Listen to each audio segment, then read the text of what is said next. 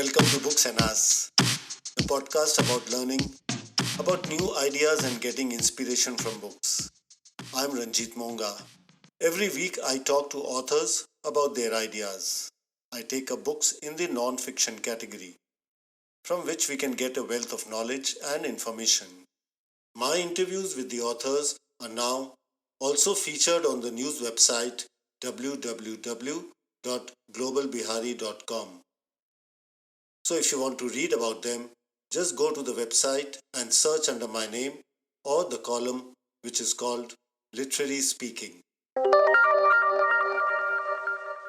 Laws, anti-discriminatory laws, across the board. All of that needs to be attended because that's how you will strengthen queer folks even more. And that's how you will also make children, educators, public policy folks, families, etc., more sensitive and more understanding. This episode features Sharif Rangnekar, author of two books, Straight to Normal, My Life as a Gay Man, and the more recent Queersapien, a treatise on love, equality, dignity, and freedom. He speaks for all marginalized sections and all issues which don't find much space in mainstream media nowadays. Sharif Rangnekar is multifaceted and explores all sides of his personality. He's a former mainstream journalist, a communication consultant, and a singer-songwriter who has a band called Friends of Linger. He is also founder-director of the Delhi Queer Literature Festival. So let's go in and welcome Sharif. Hello Sharif Rangnekar, welcome to the program. Thank you so much, Ranjit. Thank you for having me as part of your series. Look forward to the discussion.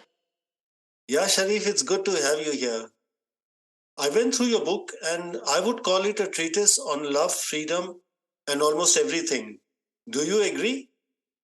Essentially, I think it is my lens or a queer lens on society, on freedom, and the various power structures that exist, the idea of family, the idea of love, and all of the challenges that many people face. But obviously, it's a queer narrative, which is my memoir. So I sort of look at factors such as economics, neoliberalism, media, capitalism in its certain forms, the treatment of women, the city of Delhi, and therefore it's got so many layers to it, and that's a little difficult to sort of put it in the box. And as my publisher said, this book actually is very difficult to put in a box. So I don't know how the definition is left to everyone else. You have written your book around your visits to Thailand, and can you explain how you have tried to show the society of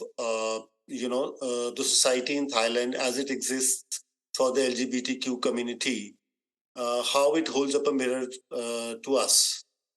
Isn't that what you have done? Yeah. I mean, I think it's really more about me seeking liberation. So I do say that in 2004, when I made my first visit to Thailand, which was essentially Bangkok and Pattaya, I sort of saw a world that I'd never experienced, And it wasn't necessarily just only about the sex market, but it was just the whole idea that women were safe at any hour, that people seemed to be least bothered about who wears what they're doing, what hour it is, nothing like that. And everything seemed sort of, there was a sense of freedom, there was an energy, there was a spirit, and I'd not experienced that. And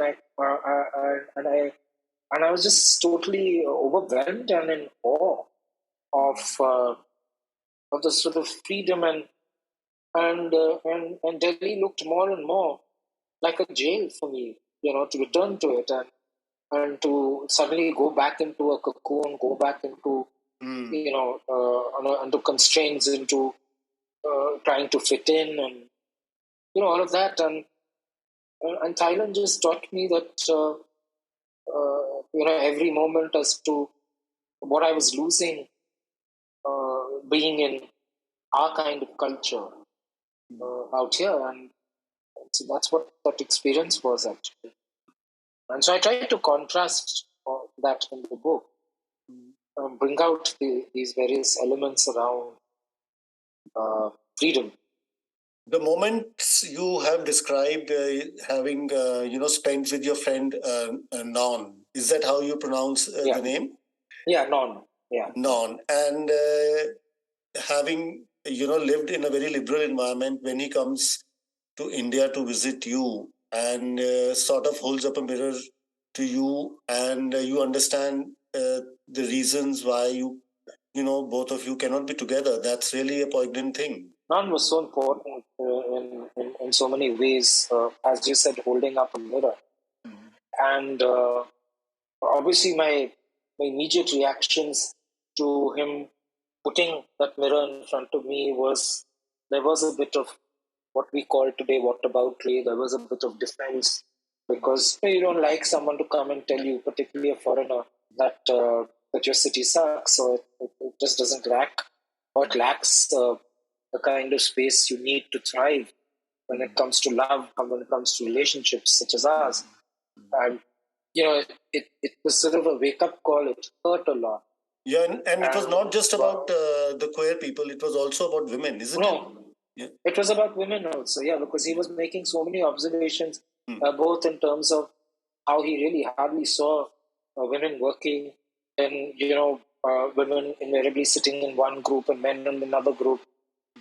It was about the treatment of people, how the rich bargained endlessly with hawkers on the street, and so there were so many things. Then obviously when he would see how we had to track women who left my place from a dinner or a party, and we had to try and figure out what time they reached and did they reach home. Like he just found that absolutely odd and strange, and he just couldn't believe that we lived like that. And while he liked the home, while he liked the green and all the plants and everything that we had, and he was charmed by the greenery in Delhi, but it was quite clear that that's not enough to live a life, and that was so true. Uh, so yeah, it was heartbreaking, and it shook me up, and it took me a long while to make sense of everything that he had said. Because we all got used to living in a certain way, and then we start denying things that we actually are missing. Because we try to create a world within those constraints. As I say, we learned to make adjustments. In India, it's so common. Yeah, kara adjust kar lo, no? And everything you're perpetually doing that. And so I think that non that chapter maybe, like several others say, was like what you just used the word poignant, but I think it was like a turning point for me. For a person who is still not out, say in his teens or youth, and for him, can you describe how it is for him, how he faces society?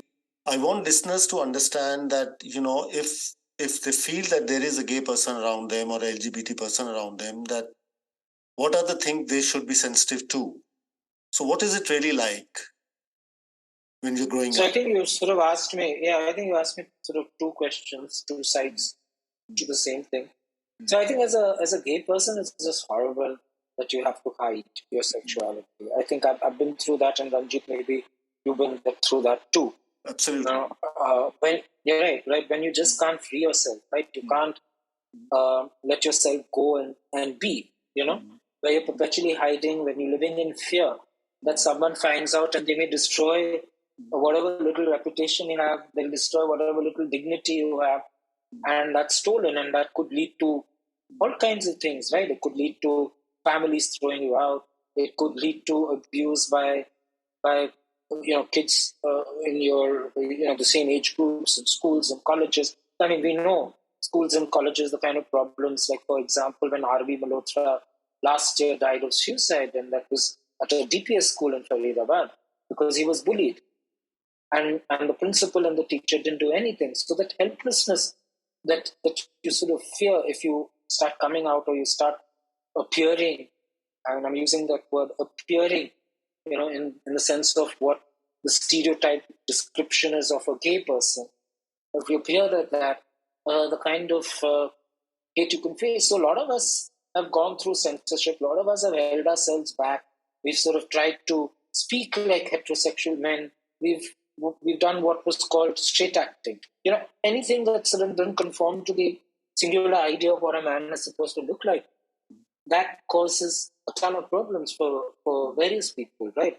So that is something, that fear is very difficult to describe. I said in my book also that I don't have a sentence or 10 sentences to try and explain what that fear is. So that's what a person believes. But on the other end, if someone, assumes or thinks that you're queer or gay, I think they should just treat you like anyone else. Any conversation, even if that person comes out to you, any conversation has to be very typical, normal conversations that you would have with anyone you want to get to know. And when you get to know that person, how do you treat a friend? You discuss so many things under the sun, right? So you shouldn't focus entirely on someone's sexuality, because when we interact with heterosexuals, we don't keep talking about, I know another heterosexual, or we don't talk only about sex and sexuality, right? We talk about the reason we find friends and make friends is because of values, because of interest and common interest. So that's how you have to sort of deal with the person. But if you know, or you suspect, or you feel that that person is gay, let that person come to you and talk about the sexuality when they wish to. You never ask that question. It's too private. It's too personal. It is the choice of a person who's queer to come out when they want to and when they feel comfortable. So you have to, if you're considerate, if you're empathetic, if you believe in dignity and mutual respect, then I think respect that person's privacy, but also don't treat that person any differently that you would treat another individual. And don't treat that person like they're an alien. Treat them like you want to know them, because you might give them that much comfort that they have that sort of strength, confidence to suddenly come and tell you that, listen, I'm gay, or I'm lesbian, and or I'm trans, or I'm queer, non-congruent, non-binary, or whatever the person is, under the sun and under the rainbow. And you would have done a great favor. I mean, you would have done one of the most beautiful acts that a human being can. And then you have to hold that secret very carefully, very tenderly, and be a great listener to a person who does take that step to come out, because they need a shoulder sometimes, to lean on. When you share that secret, they'll start sharing the same sort of conversations that you would generally be having with other heterosexual people. Of, I like this and I like this kind of person. Oh, that person's beautiful. I like this color. They start talking about so many personal things which you otherwise take for granted when you're talking amongst your own set of folks in terms of a sexuality. So I think that's what they need to do. For me, what's more important is that the young people in their 20s and 30s, when they are not out, there is a whole system, there is a whole peer group which starts demanding answers, that why aren't you attached? Why don't you have a girlfriend? Why aren't you married? And in the workplace, that becomes quite a torture. And then I have seen many gay people, LGBT people, they just leave the jobs in their 30s because they just cannot stand to hear those questions or try and give answers. How to give the answers?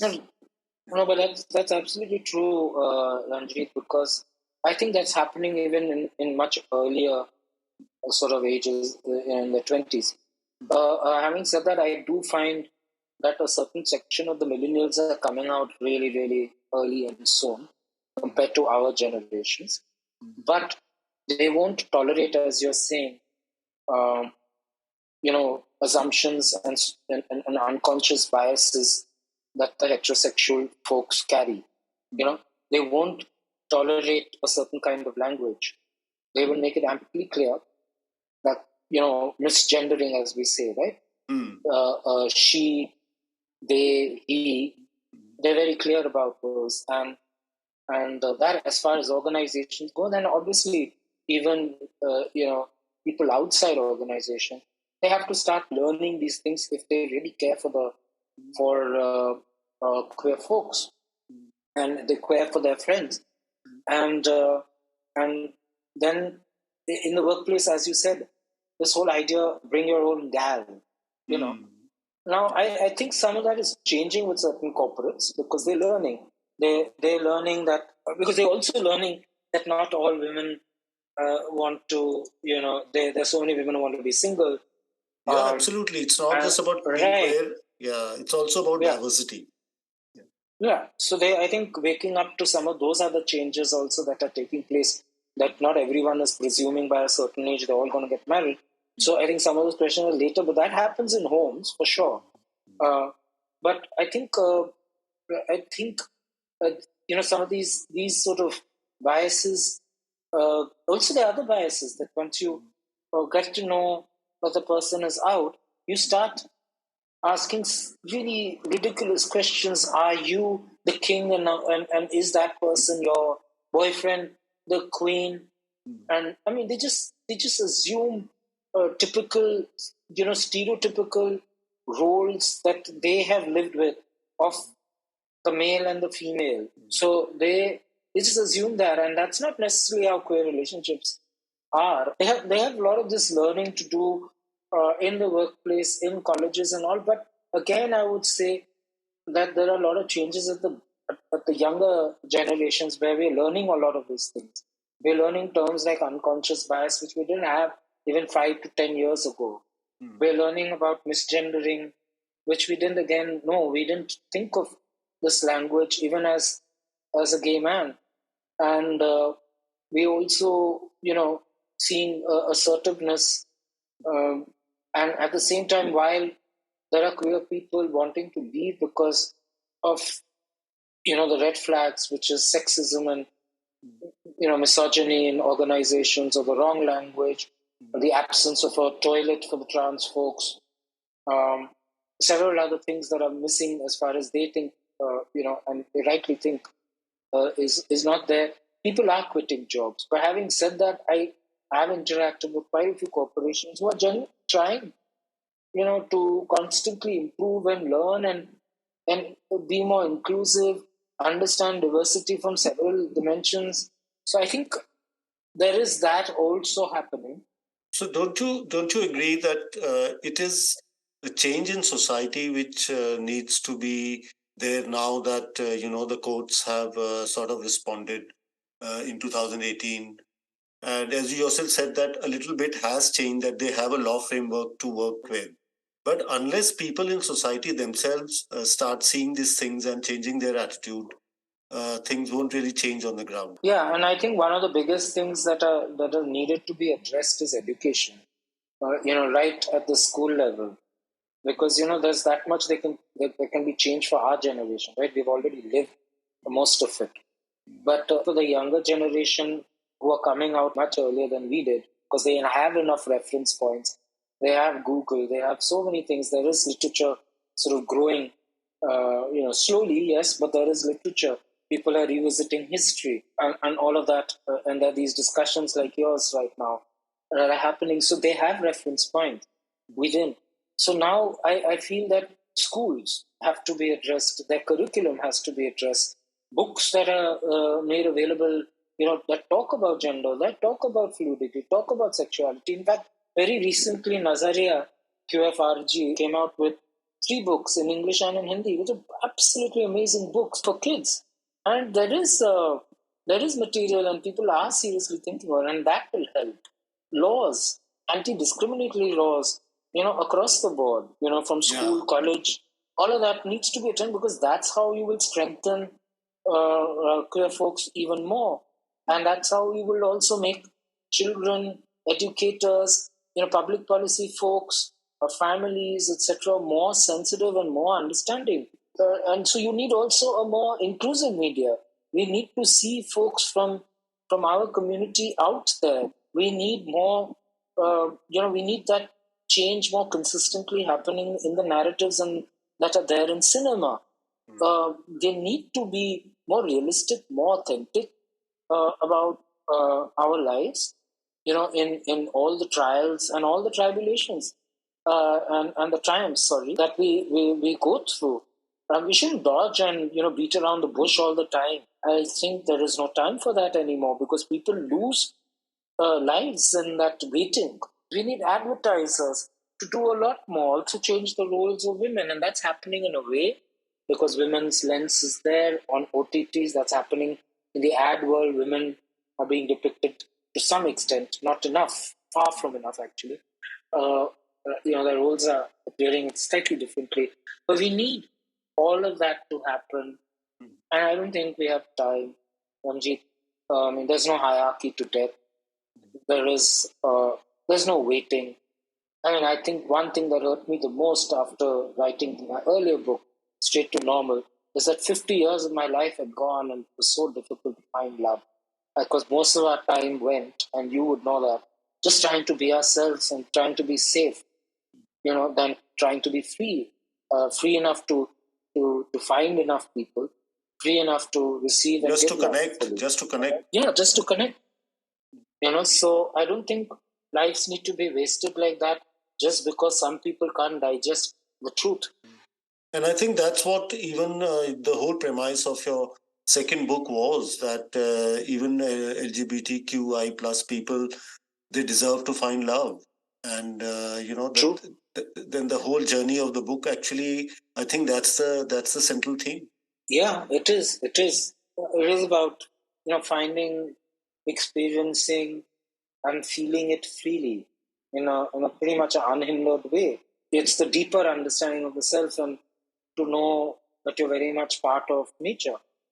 And nature has its so many different forms. It's about self-actualization, and it's one of the most beautiful things. And I would wish everyone sort of gets that chance, whether they're straight or heterosexual folks, whether they are queer folks, cisgender or not. That really should be material to finding love and to loving oneself and feeling free. So, just to wrap up, what would you like to say to queer people and to allies, what they should be doing for the cause? Ranjit, first, I think we shouldn't even look at ourselves as a cause. The cause is the heterosexual world, and the effect has been homophobia, transphobia, and queerphobia. So I don't want to look at cause or cause and effect. Yeah, the cause is a media word, actually. Yes. Yeah. But I would say is that the greatest opportunity that a lot of queer folks are experiencing today, and again, it doesn't mean everyone does, but those who do get that sense of freedom, who can come out, who can make such choices, treasure it.